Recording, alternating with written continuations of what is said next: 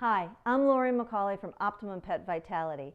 Welcome to week 5 of the Ultimate Exercise Challenge. What's the ultimate exercise? Walking uphill, downhill, on an uneven surface, on a peanut ball with no help whatsoever.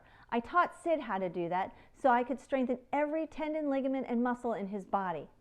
Now, if you remember last week, we taught Sofia, and whoever else of you guys are following along, how to walk on the ball with their front feet on the ball and their back feet on the ground, working their balance and proprioception, because when they're going forward, their back feet are going forward, but their front feet are going back.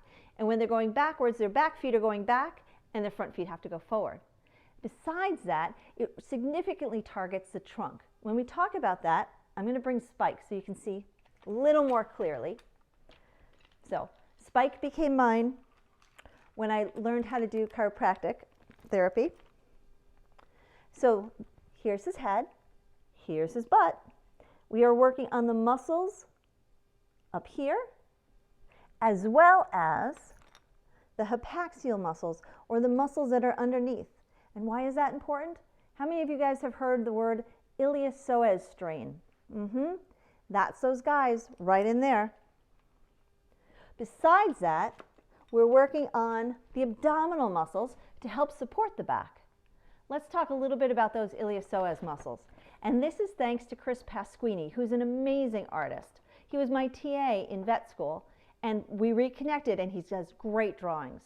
If we look here, here is the psoas minor, the psoas major, and the iliacus. And together that makes up the iliopsoas group that if it's not strong, a dog is going to stretch out and tear. So what do? We strengthen that, not just in short, like if you're just walking, but you have to stretch it or strengthen it in stretch. You ready to see how Sofia's doing? Let's check in with her. All right, here's Sofia. Now you notice she's going to get up and she's going to walk it forward, and that's pretty easy for her. She's a pretty strong dog. Bam, she kind of went into the wall a little bit, but she did really well. Now what I want you to see is when she goes backwards, it's a lot harder. She does this jumping behavior, kind of almost like an avoidance behavior. Mom, that's kind of hard. Can I do this instead? And Laura says, no, you got to do it right. But she does get it, and she's getting stronger. In fact, I talked to Laura last night, and she said that she's amazed at how much muscle Sofia has gained in just a few short weeks. Are you ready to start with the 2 new exercises? Well, they're not exactly new. They're an additional challenge to some of the exercises you've already learned. Remember to check with your vet and make sure that your dog is okay to do this if you're following along. So previously, you learned how to go backwards and sideways. Now we're going to add challenge to it. With backwards, we're going to go backwards uphill. Sideways, we're going to go both. I'll explain that in a minute. I'm very blessed. In my driveway, this is what this is, I have a flat area, a mild incline. If you look here, this is actually much less of an incline than this. So I'm going to show you the differences so you can decide at what incline is best for your dog.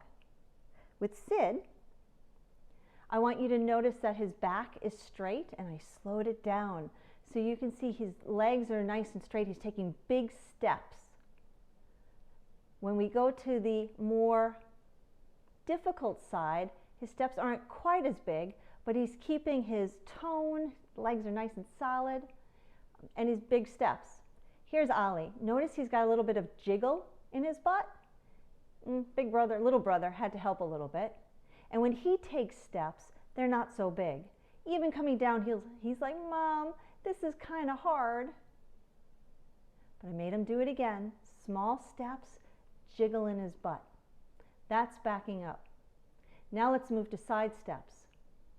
With side steps, I need you to look at this because this is wonderful. One of the ways that we know the dog is strong enough to move to the next step is that they can cross over. So if a dog is weak, they're going to take small steps. As they get stronger, they'll bring their feet into each other. As they get stronger than that, they can actually cross over. So here's Sid crossing over in the front. Not only is that strength, but that's balance and proprioception as well. So here's Sid going up and then down. And what I want you to think about is we have to do this 4 different ways. We're going to go uphill with the food in our right hand and downhill with the food in our right hand, and then switch it over to uphill and downhill with the food in our left hand. Why? Because coming up and doing this is a lot different than doing this. And the same thing, we have to do this exercise and this exercise. Here's Sid. Now he's on the hard side, and I want you to see again, he's crossing over with his back legs.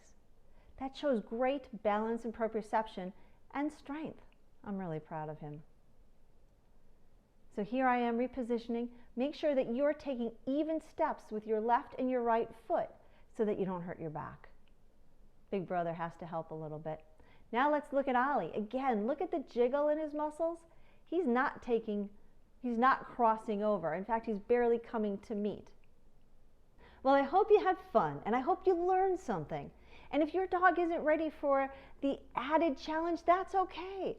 Remember, tired is good, sore is no good. We don't want a chance of injury.